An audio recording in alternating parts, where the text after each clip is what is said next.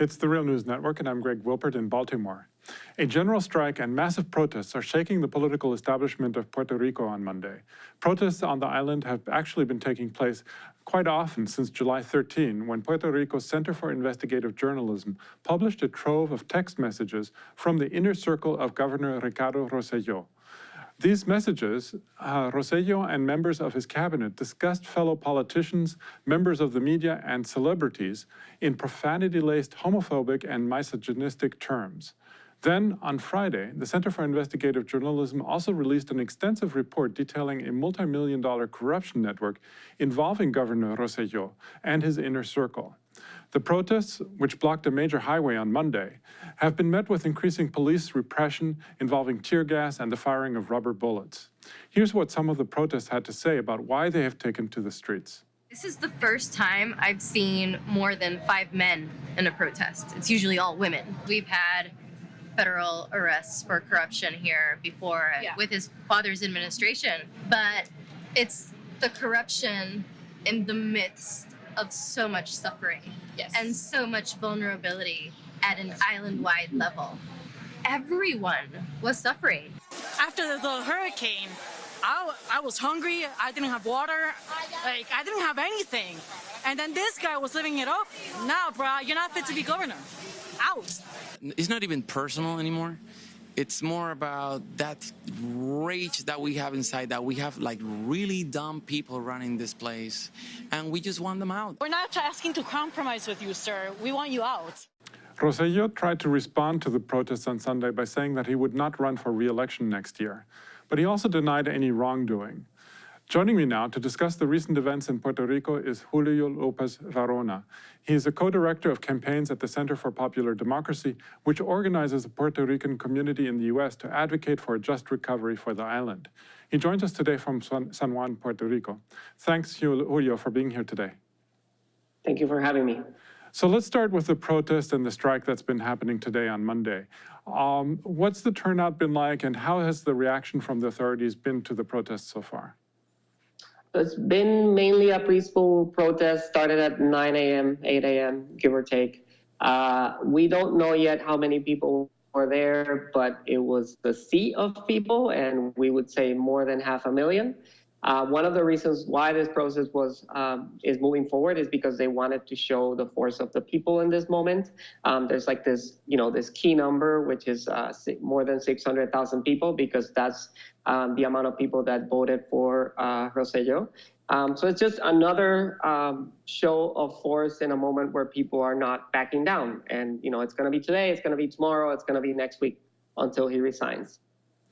Now, as you mentioned, the main demand has been for the governor to resign. What is it that upsets people the most about him? I mean, many media reports are portraying the protests as being mostly about the vulgar, sexist, and homophobic text messages.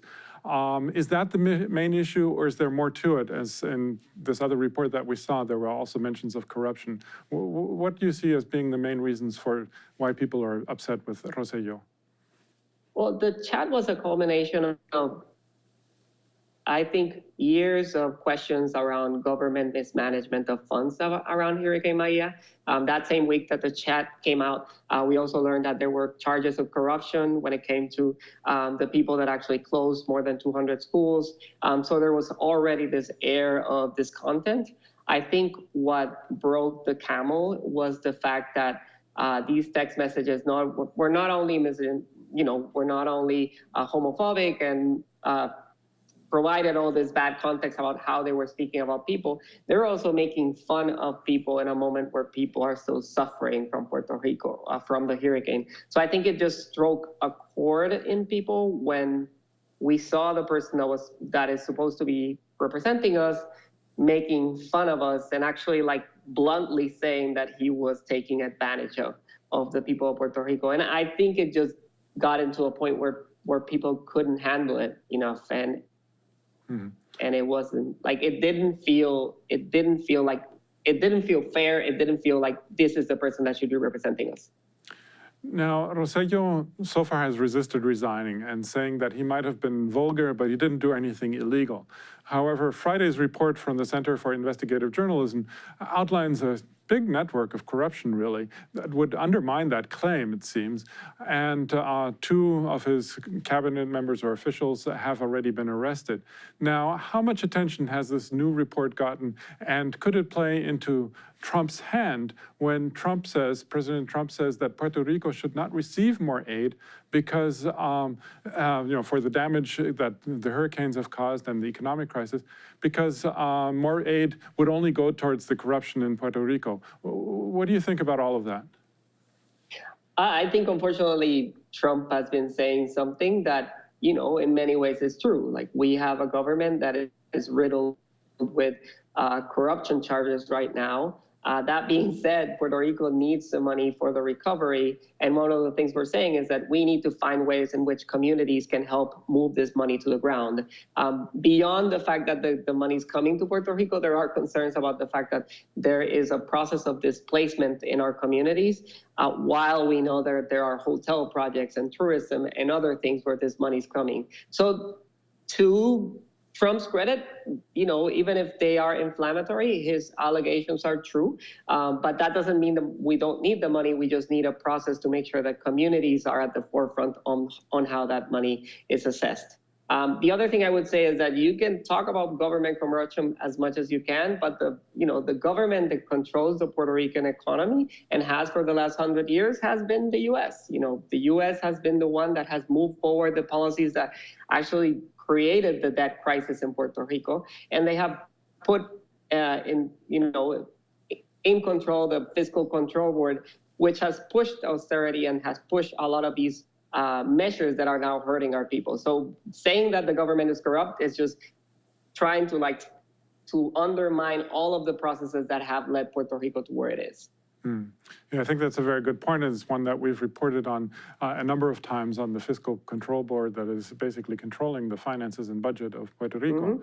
Now, if the protests succeed and force the governor's resignation or impeachment, what happens next? Would there be an early gubernatorial election? And if so, who has the best chance of being elected at the moment? So I'll say I was speaking to someone the other day, and he said something very funny and beautiful. We don't have leaders right now. Many of these actions have been organic. If you go to any of the actions, what you'll find is young people that are mad and want to do something. So it's this weird moment of anarchism where we don't have a national leader, which is concerning a little bit, but it's also interesting and an opportunity. So I would answer, we don't know. There are real concerns about who would be the next person in line. For example, if it's the Secretary of Justice, the Secretary of Justice consultant is the wife of Elias Sanchez. So we are not going very far if that's the person that ends up being governor. I think what we are trying to do right now is raise the demand of whoever is the governor. We are going to continue fighting, and we have some very, very clear demands when it comes to protecting services, auditing the debt, making sure that our pension holders are protected. And right now, because of the destabilization of the system, paralyzing any bankruptcy process until Puerto Rico has a governor and has a representative on the board. Okay. Well, we're going to leave it there for now. I'm speaking to Julio Lopez Varona of the Center for Popular Democracy. Thanks again, Julio, for having joined us today. Thank you for having me. And thank you for joining the Real News Network. Thanks a lot for watching. Appreciate it. But do us one more solemn favor. Hit the subscribe button below. You know you want to. Stay up on the videos.